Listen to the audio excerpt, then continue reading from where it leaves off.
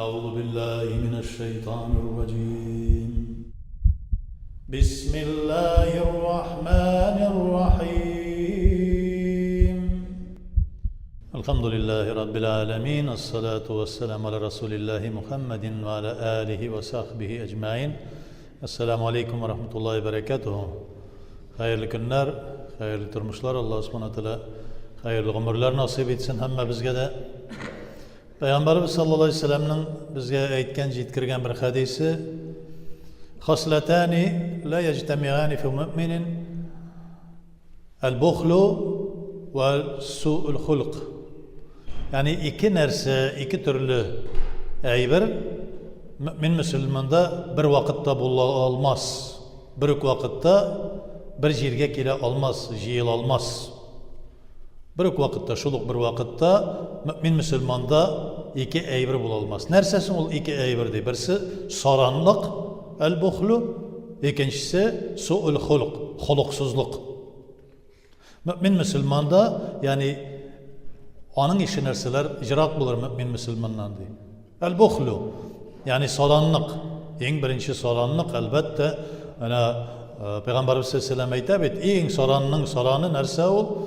Adam balasına Allah Teala'nın selamı bolsun, Allah Teala'nın rahmeti bolsun sana deyip aytırga selam verirge soranlangan kişi deyim. En kabahat soran kişi. Hatta endi tegi kişiге Esselamu Aleyküm ve Rahmetullahi ve Berekatuhu deyip aytı, kişiге bit hayır ihsan tilev.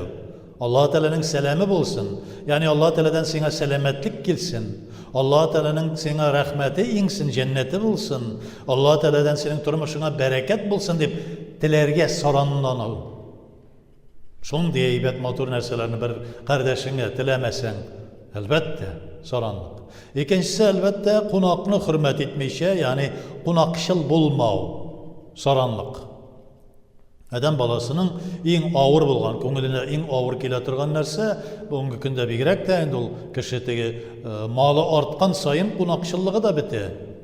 Vakıtını alıp mında hazır kelip jiriler endi tegile endi bulayındı deyip hazır kişi konakını hürmet etmez derecege jetti. Hem niçin anarga hazır barıga gerek, kibitine barıga gerek, tegisini alırga gerek, mınsını alırga gerek soranlana. Şulay yok endi bir ersik kulsuzdu. Kulsuzdu da yardım eteli dey. Yardım eterge tağın soranlana kişi. Peygamberimiz sallallahu aleyhi ve sellem aytib turabi.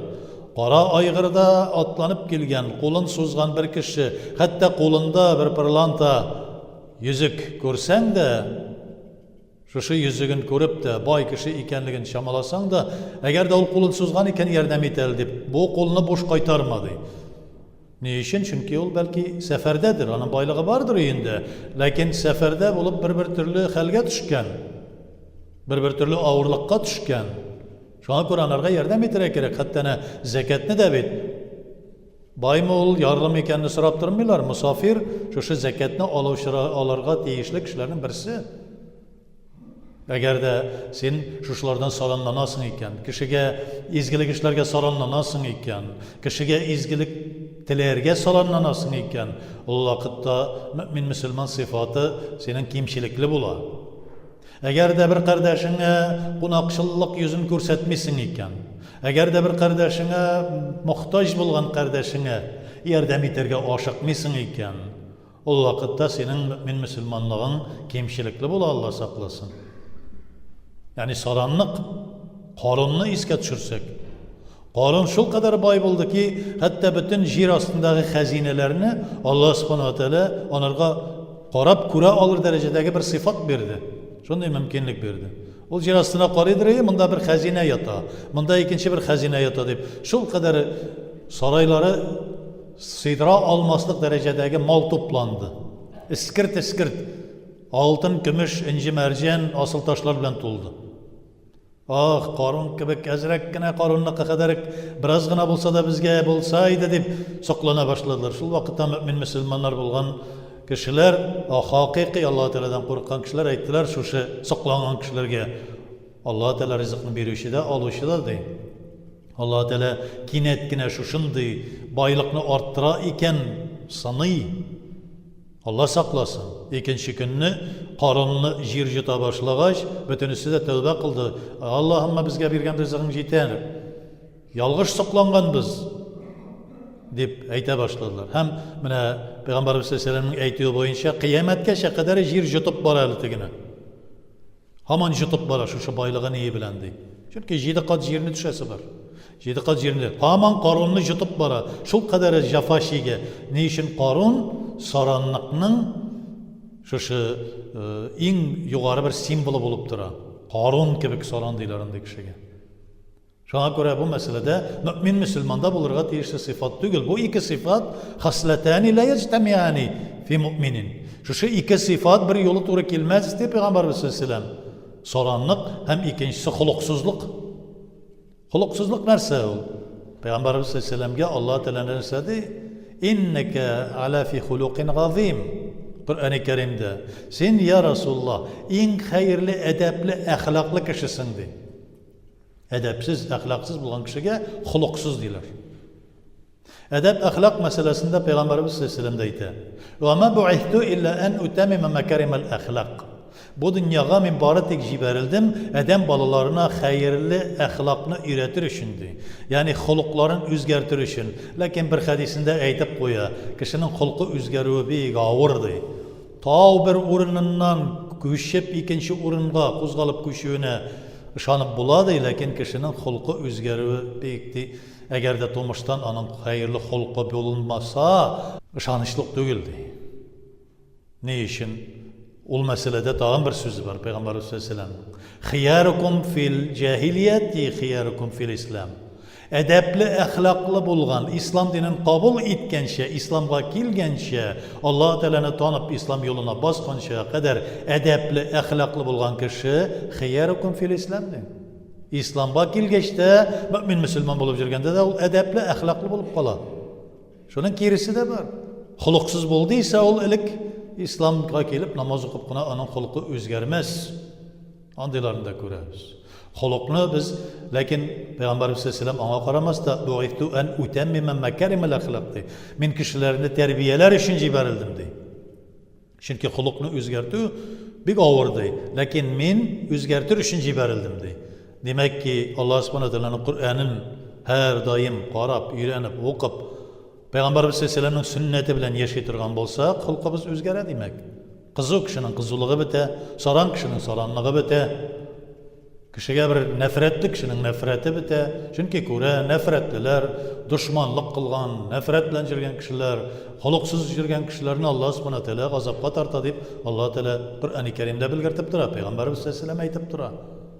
Şu iki nerseden sak bulunuz deyip. Şu iki nerseden sak bulunuz, iki sıfattan. Mümin Müslümanda bir yolu bulmaz. Yani mümin Müslümanda saranlık da bulur deyip. Ayırım. Huluksuzluk da bulur. Lakin ikisi bir yolu bulmaz deyip. Şolay yok. Yani korkak bulur mu deyip? Mümin Müslüman korkak bulur. Saran bulur mu deyip? Bulur, saran da bulur deyip. Şu şimdi bir naşar huluklu bulur mu? Naşar huluklu da bulur. Yalgancı bulur mu ya Resulullah deyip soruyorlar. Yalgancı bulmaz deyip. Mümin Müslüman yalgancı bulmaz. Bütünüsü bulur. Korkak da bulur ol. Başkasıdan işte işler, günahlı da bulur, yalgıçlıklar da işler, lakin yalgancı bulmaz. Yalgancılık bu indi naşar sıfat, bu elbette bunun münafıklıkka yakın aytatırgan bir sıfatı. Münafık deyip ayta almayız da, ama münafıklıkның bir sıfatı bulup, münafıklıkka yakın aytatırgan bir sıfat. Allah saklasın.